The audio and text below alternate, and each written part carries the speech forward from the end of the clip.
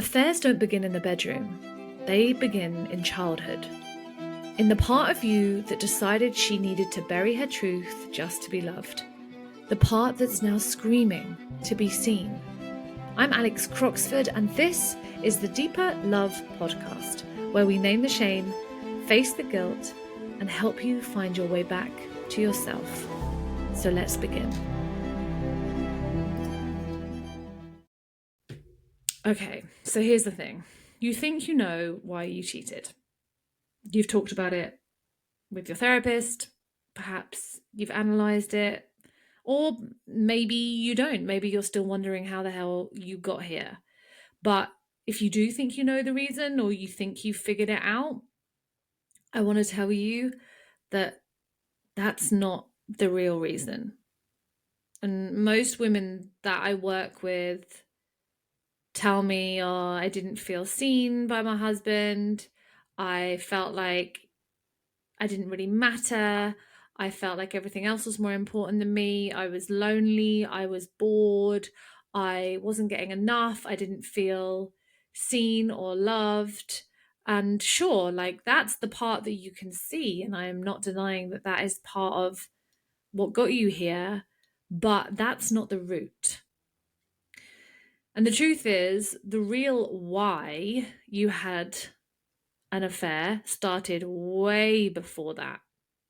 It was way before you even met your affair partner, way before you even considered stepping outside of your marriage. It started in the moments when you said yes, when really you meant no. It started in the moments where you didn't have any boundaries, where you allowed whatever to be without saying what you really thought about it. It was in the years that led up to that point where you silenced your truth to keep the peace. It was the belief that you carried that you had to be the strong one, the resilient one, the one that couldn't collapse, and you needed to have no feelings at all. And in this episode, I'm going to help you uncover your why beneath the why, the deeper truth that hopefully can set you free, or can finally, I'm not even going to say hopefully, can finally set you free from at least some of the shame and the guilt and the confusion that you're experiencing right now. Because when you begin to understand this, you will stop asking, why did I cheat? And start asking, where did I leave myself behind? And I want to be clear, this episode is not about justification. And I say this a lot. I am never here to justify betraying someone's trust. Okay, sometimes I think these huge alarm bells have to go off in our lives so we actually start paying attention. But I am not justifying betraying someone's trust ever. This is about uncovering a truth that will hopefully set you free. So, as I said, the common stories that we tell ourselves around affairs and around cheating was, I wasn't getting enough attention. I felt lonely. I felt like we were disconnected. I saw him looking at other girls on Instagram. He cheated on me. I didn't feel like he loved me. I wanted to leave him and I didn't know how to do it. You know, these are the regular patterns. Sometimes I see women who just say, I don't know why, I don't know how it happened. I just found myself in this situation. I thought I was happy, which was actually my experience. Was at the time, I couldn't have even really put my finger on what it was that was going on in my marriage that meant I did actually look outside of it. I felt like as far as I knew, I was happy.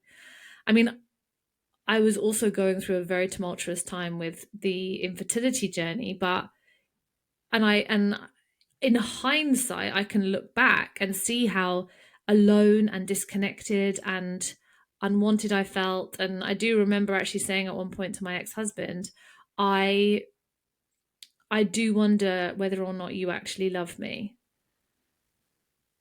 And I remember crying to one of my friends at the time, very rare for me at the time. But I do remember sharing with her that I felt like I was just such a low on his list of priorities. So that was what, as far as I could tell, they were the only kind of justifications that I could really find in my mind of why I cheated. And of course, when I started doing couples therapy with my ex-husband, I began to discover that there was no emotional intimacy in our relationship, which in layman's terms is really there was no depth of connection. Like there was nothing deeper than arranging for the extension to be done or going for a night out. And don't get me wrong, me and my ex-husband had a great time together. We had so much fun, but we didn't allow ourselves to be seen by the other one at all. So really the real reason why we even get to that point, right? Like the lack of emotional intimacy in my marriage was a direct reflection of my own lack of emotional intimacy with myself. I didn't know how I felt. I felt disconnected from my body, my emotions. And the thing is this, the root of this experience of I need to be the strong one. I can't feel my feelings. I feel alone. I feel like I don't matter. I feel like I have to just keep being more perfect, keep achieving more, keep pushing forward. There's no softness, there's no capacity for open-hearted love. This stems in childhood. Affairs stem from our childhoods. And the reason for that must be that I'm not going to get all of my needs met because perhaps maybe I'm not good enough to receive everything that I need to receive. And therefore, perhaps I just don't matter. Or perhaps there was a pattern of performing for love. Like if I got all my grades, if I got all my achievements, if I made my way through school, if I was, top of the class, or if I was, going to be earning lots of money in my career, that is how I get love. That's how I get seen. And this must be what I need to do in order to be loved. And the thing is that this creates a disconnection from the child. The child begins to operate from the mind, begins to operate from the way that they believe they need to be in order to be loved. And Dr. Gabor Mate talks about this a lot, that we will create our personalities or our way of being in order to stay attached to our caregivers. And without the attachment to our caregivers, a human child will die. They cannot survive. So we almost create a personality where perhaps we are the strong one, or we are the high achiever, or we are the one that is really resilient and has great willpower and will push on through and will get shit done. And these are ways that we think that it's who we are. And in fact, it's not who we are. It's the way that we learned that we had to be in order to survive, i.e. stay attached, i.e. this is how we received love. When I acted like this, I received love. When I acted like this, I didn't receive love. So what do? I need to keep receiving love because receiving love means I will survive. So I will abandon the truth of who I am in order to stay attached. And the thing is that this disconnection from self, we disconnect from our most authentic selves in order to stay attached. This is repeated throughout our entire lives, and most specifically in our romantic relationships as adults.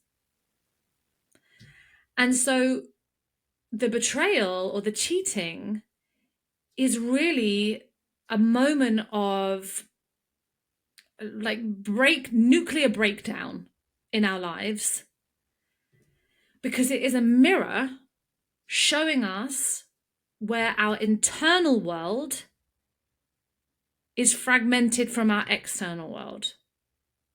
It's showing us where the truth has been abandoned.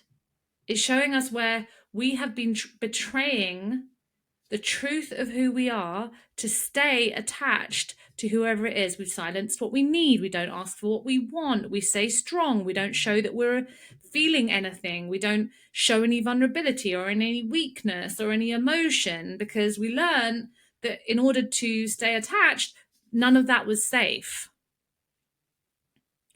And the thing is that a human can only really go so far along in their life being this disconnected before it blows up in some way. We get to our 40s and the way that, or we get to our midlife, let's say, and the way in which we learn to survive and the way that we learn to stay attached and stay loved no longer becomes helpful. And Brené Brown talks about this too. It's like now those survival mechanisms, that way that you learn to stay attached, is no longer serving you. It's actually becoming a hindrance. And the affair or the betrayal or the cheating is like the alarm bell. It is so loud that we cannot ignore it. I mean, some people do. They brush it under the carpet and bury it and keep going. But for those of us and those of you that are listening to this, I know that you're here for a reason. And for me, I could not turn the alarm off. I tried for 2 years to turn the alarm off. And I just realized I couldn't ignore it anymore. There was no way I could go through the rest of my life like that. It's just that I believe in this lifetime, I wasn't meant to go through my entire life not experiencing the depth of love that I really could, because I needed to wake up and reconnect to myself. And, you know, it shows up in our adult relationships just over and over again. I mean, like, I can think of so many examples of me slamming cupboard doors when I was upset, and rather than being honest, and my ex-husband would ask me, is everything okay? I'd say, yeah, I'm fine. Slamming the cupboard door. It's quite obvious I'm not fine, but I was so scared to admit that I wasn't. Or like, I remember another time being so angry. And by the way, my ex-husband is normally really clean and tidy, but there was this one particular moment that I think he'd been cooking in the kitchen with one of our friends, and they'd gone out, and I was furious, like so angry that I was screaming and I was stamping my feet and I was so angry. But when he came home, did I say anything? Pfft, God, no. No. I would just swallow it all down. Or another example, really, of me believing that I wasn't allowed to ask for my needs to be met, was I remember one day we were walking to the IVF clinic together, and he and I were just walking from the train station to the hospital. It was just like a normal autumnal day, and we were going through this obviously very challenging time. And I remember saying to my mentor afterwards, I was telling her about what happened, and I just said I really just wanted him to put his arm around me. Like, I really just wanted him to put his arm around me and, you know, like, reassure me. And he didn't, and my mentor said, well, Alex, did you ask him? Did you ask him to? And I was like, no. And if I'm honest, I didn't even realize that I could ask him. Like, that was the funniest thing. I didn't even know that was like an option. Like, you could ask for something like that. I just thought that he should just know what I needed, which is obviously now I can see is an absolute bonkers idea. How on earth is he going to know?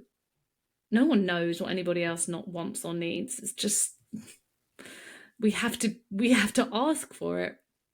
But anyway, that was a steep learning curve.